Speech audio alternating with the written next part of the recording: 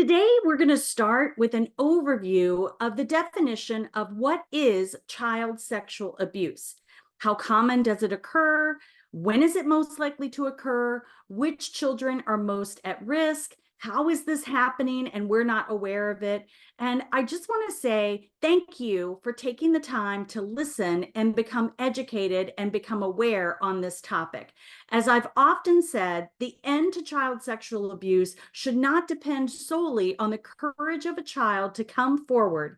It begins with us as adults being willing to be uncomfortable, to learn, to be more informed, and to be more aware of how we can prevent the situations from occurring and how we can report it when we are informed and aware of it. So, what is child sexual abuse? Well, the definition that's most commonly used is that child sexual abuse is an act that involves a child defined by both legal age under 18 years as well as defined by developmental capacity. It's where the child is unable to give true consent or the ability exists, but consent not given. True consent means that someone is full, free, voluntary, and uncoerced participation. It's an act where contact or non-contact is considered sexual when it is done for the purpose of sexual gratification, either immediate or deferred. And it's an act where there is a power differential between the victim in a position of inequality in which their vulnerability is exploited. So what's the magnitude of the problem? Well, it is far more prevalent than what we realize. One of the reasons that it's difficult to assess how prevalent it is because it so often goes unreported. But based on what is reported, it is thought, we know that 1 in 10 children are sexually abused nationally. 1 in 10. How often do children disclose abuse? Well, this is going to shock you, but the average age for disclosing child sexual abuse is 52 years old. That's the average age of someone coming forward to disclose that they have been sexually abused. 86% of child sexual abuse goes unreported altogether. And even when disclosures occur, a very small amount of them, only 16% of them, are formally disclosed directly to authorities. The majority of disclosures are made initially to their peers or to parents or to trusted adults. In an analysis of the key themes that reoccur that help children disclose, 75% occurs with someone that they feel they can trust. 55% occurs when they realize that what's happening is not normal. Another 55% is when they just have reached an inability to handle the emotional distress. Another 55% is when they want, for some reason, for something to be done about it, like enough is enough of it. 55% is expecting to be believed, and 45% is simply being asked. 45% of the time, a child will disclose if simply asked, especially with a trusting adult. So 90% of the time, who are the abusers? Who are the perpetrators? 90% of the time, it's a known perpetrator. The perpetrator is a known person to the family and to the child. 60% of the time, that known person is an acquaintance, like a teacher or a pastor or a neighbor or a coach. 30% of the time, it's immediate family. And 10% of the time, it's a stranger. So 90% of the time, it is someone that you and your child do know. And so was the case for us as well. More than 70% of children who are sexually abused are actually abused by a peer, by another child, or by someone that is a little bit slightly older than them. Does this happen online? Well, sure. Exploitation of children for sexual abuse absolutely happens online, but it also happens in homes and at schools. 29 million reports of suspected child sexual exploitation are received by the National Center for Missing and Exploited Children. That is over 564,000 reports a week. over 564,000 reports a week, nearly half a million reports a week. So approximately 1 in 5 young people experience unwanted online exposure to sexually explicit material. 1 in 9 experience online sexual exploitation. 1 in 4 experience online sexual grooming via long, intimate conversations in online chat rooms. Approximately 2 in 5 young people who engage in an intimate online relationship actually meet the adult stranger in person, 2 out of 5. And we're going to have a whole section about online child sexual abuse and exploitation later. We're also going to have a section on grooming and manipulation, but let's just touch on it here. Grooming and manipulation is a deliberate process by which offenders gradually groom or manipulate a child by setting up opportunities for abuse through gradual boundary violations, just slow and gradual, and by gaining the trust of the child and closest to them before the sexual abuse occurs. Identifying grooming can be very difficult, but there are some red flag behaviors that are considered manipulative behaviors frequently used by abusers. And again, we're going to have a whole section on grooming coming up sometime soon. Are abusers always men? Not always. There is a very small percentage of abusers that are women, but women are 4 times more likely to sexually abuse their own children. If it is a woman that is going to abuse a child sexually, it is 4 times more likely that it would be their own child, which is really sad, but also, just not what you would expect at all.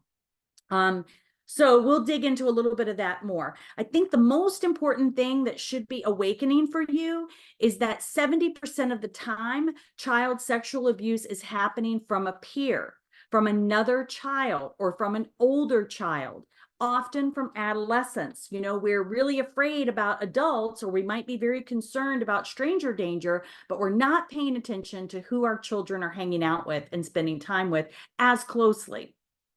So it is more common for abusers to take advantage of opportunities in their everyday life. In what circumstances does child sexual abuse occur? So understanding the spaces where our children are most vulnerable can help us minimize opportunities to prevent child sexual abuse. When folks hear about our story of our daughter being sexually abused and trafficked, one of the immediate responses I get from parents is, "Oh, I'm really sorry that happened to you. It's the reason why I'm so careful about who my child spends the night with." Well, newsflash, we didn't let our child spend the night with anybody.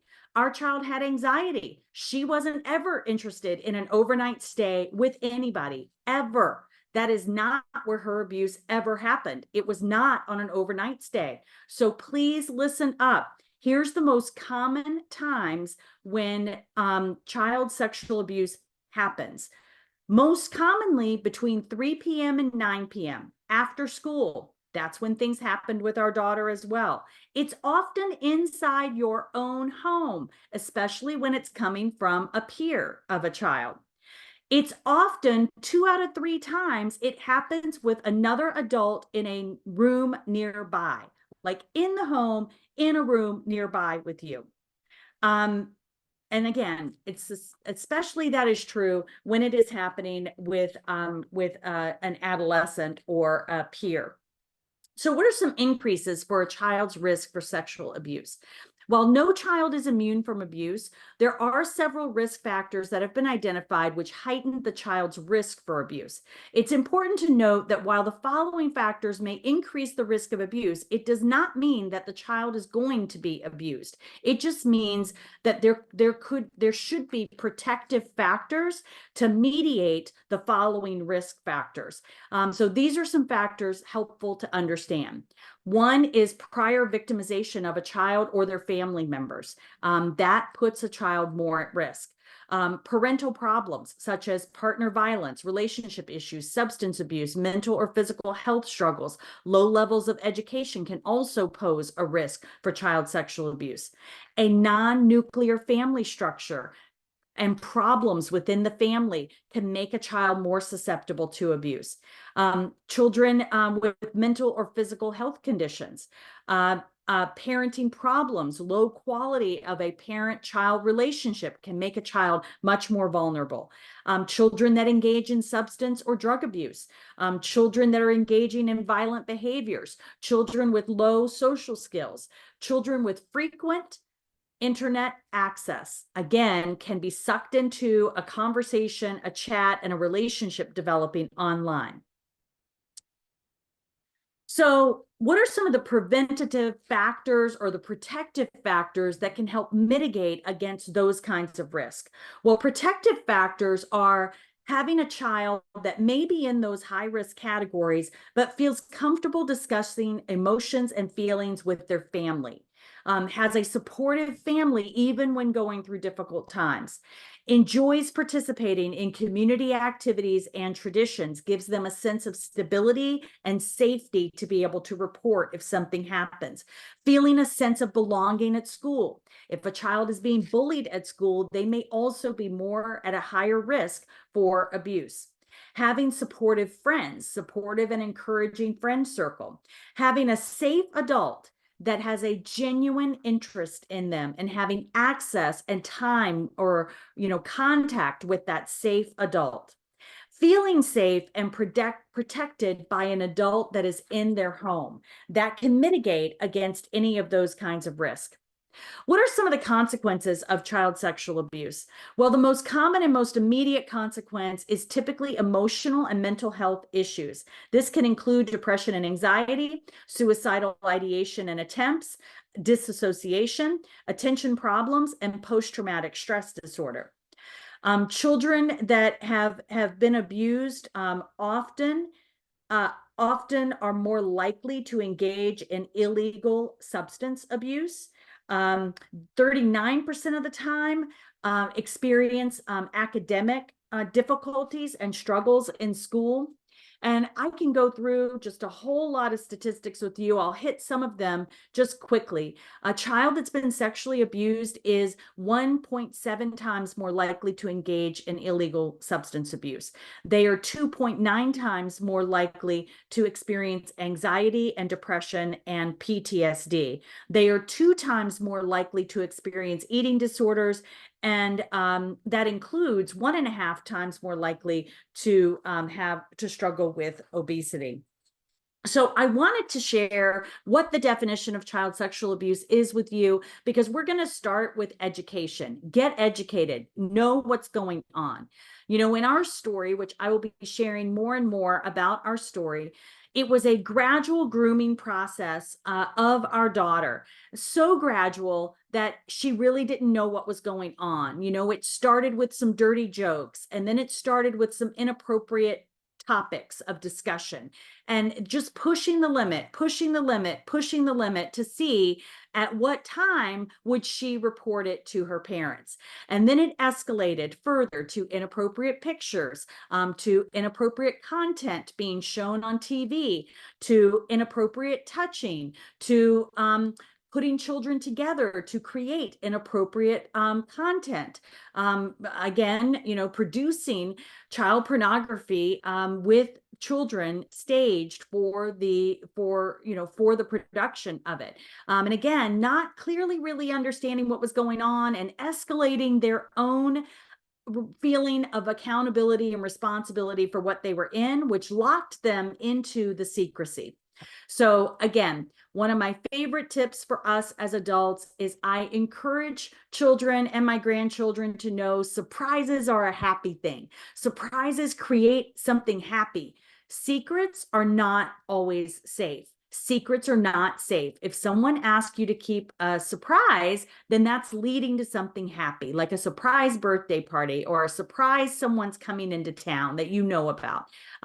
But a secret, when someone's asking you to keep a secret, it's really important that you come and talk with your mom or dad, with a trusted adult who can help you evaluate whether that secret is safe and how to handle it.